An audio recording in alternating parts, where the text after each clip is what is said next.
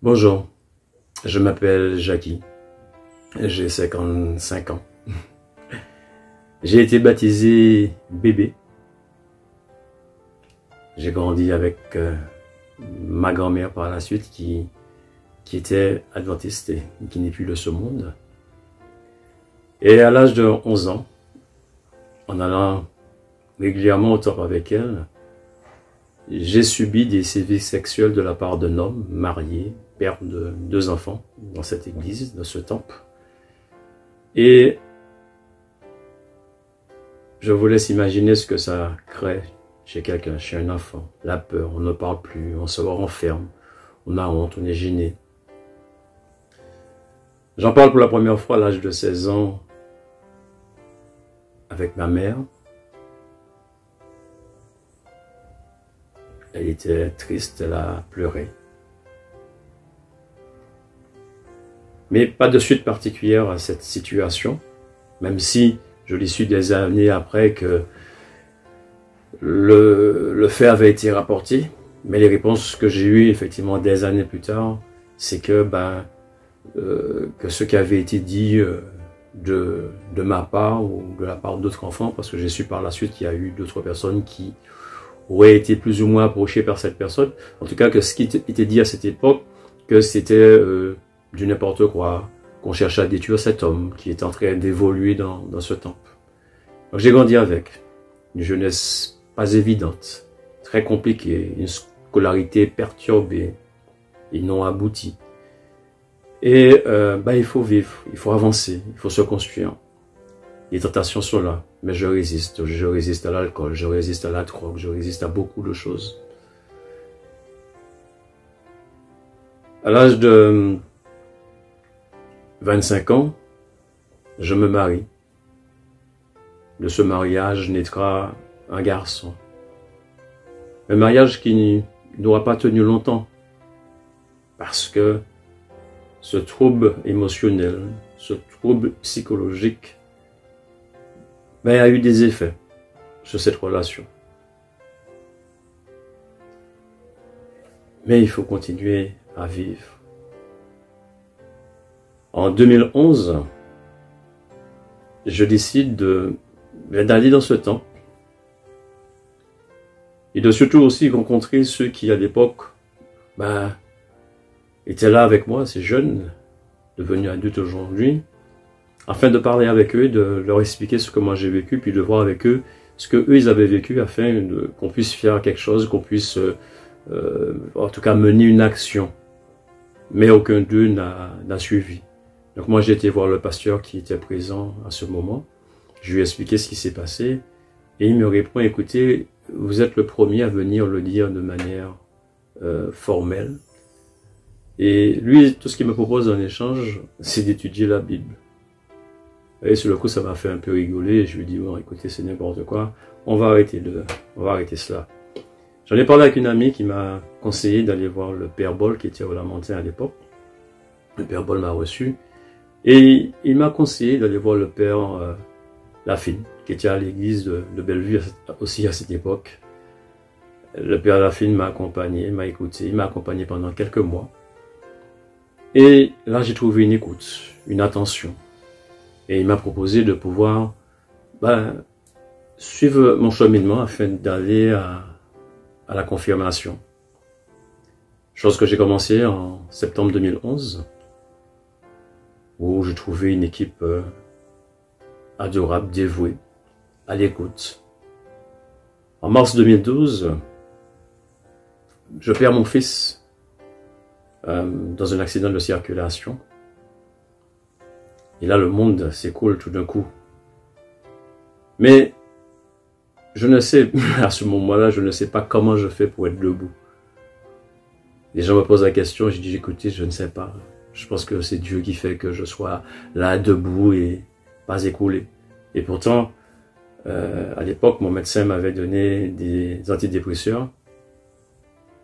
Mais comme j'avais commencé un accompagnement psychologique avec, à l'époque, monsieur Tony Alagisalachi, il m'a dit: écoute, on va y arriver, mais sans médicaments.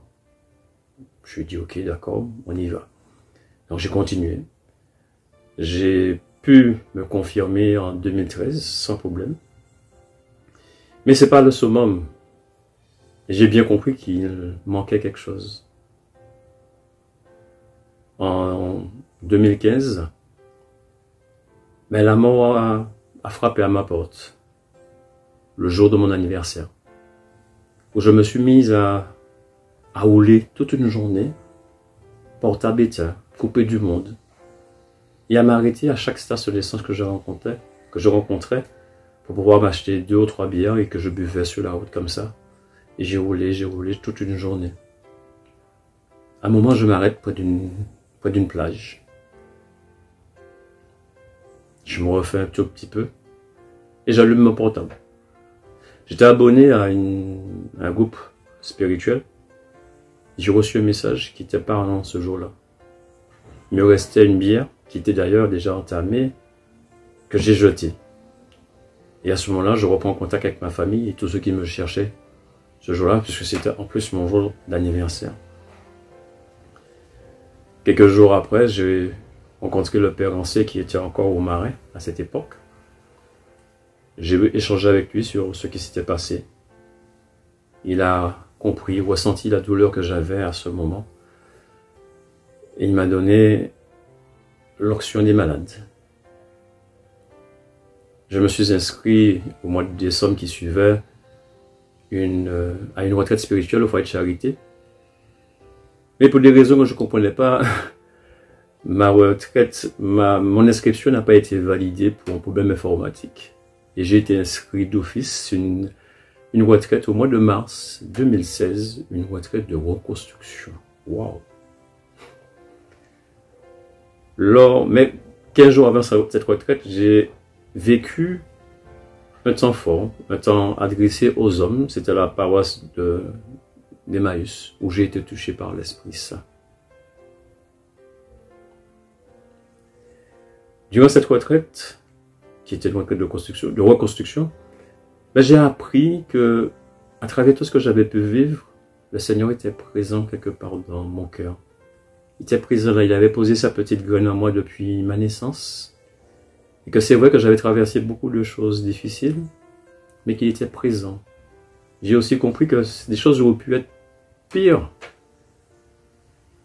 Et j'ai compris que Dieu m'aimait. Et il m'a toujours aimé depuis ma conception. À travers cette retraite, j'ai vu ma vie défiler. Et je crois qu'à partir de là, tout a basculé. Lors de cette retraite, j'ai pu communier au corps et au sang du Christ pour la première fois de ma vie. Et j'ai pleuré. Cela, ça a été le déclic, je dirais. Alors c'est vrai, comme je le disais tout à l'heure, j'ai été marié à l'âge de 25 ans. Dans la foulée, j'ai eu une rencontre avec Monseigneur David Macaire et qui m'a conseillé de faire une demande de nullité de mariage. Une nullité de mariage qui a été validée, en tout cas acceptée 3 ans après. Oui, 3 ans après. Et depuis, ma vie a changé. Comme je le disais tout à l'heure là. Je suis témoin vivant. Je partage. Je partage ce que le Seigneur a fait dans ma vie.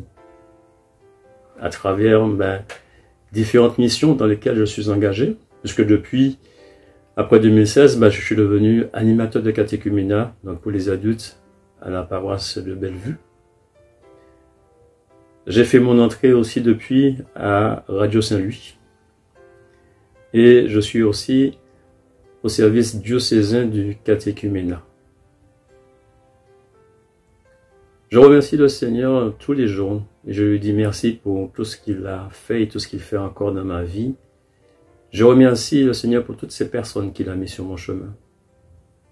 Le Père Boll, le Père Lafine, le Père Renard, le Père Rancé, et tous ceux qui m'ont accompagné lors de mon cheminement. Je remercie le Seigneur pour cela et je lui rends grâce. Et je vous dis à tous et à toutes, Le Seigneur est puissant. Le Seigneur vous aime. Il nous aime. Il est là. Et il n'attend que nous fassions le pas, que nous lui disons « Oui Seigneur, je veux ». Aujourd'hui, je voyage léger dans l'abandon. Je remets tout dans les mains du Seigneur. Je ne m'inquiète plus du lendemain, des soucis qui peuvent arriver, puisque cette vie que nous vivons, ben oui, il y a des problèmes à gérer, il y a des situations compliquées, face auxquelles, ben oui, il faut faire face, comme on dit, mais il faut avancer. Je remets tout dans les mains du Seigneur. Je lui dis, Seigneur, gère. Si j'ai quelque chose à vous dire, mes frères et sœurs, ben c'est de faire confiance au Seigneur. Faites-lui confiance. Ne laissez pas les autres vous dire le contraire. Le Seigneur, c'est le seul chemin. Jésus, c'est le seul chemin. C'est la guérison, c'est la vie. Je vous souhaite à tous un bon carême. Et que vous soyez tout chacun dans l'amour, dans l'écoute, dans la patience. Et demandez au Seigneur surtout le discernement. Bon carême à vous.